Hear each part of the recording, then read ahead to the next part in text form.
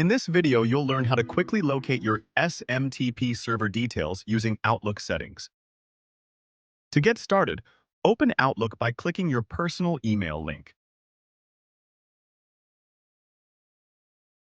Then, click the setting icon if necessary before continuing.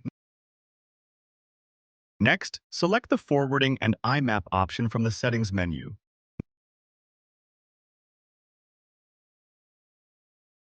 Now, access View POP, IMAP, and SMTP settings to view your SMTP server information.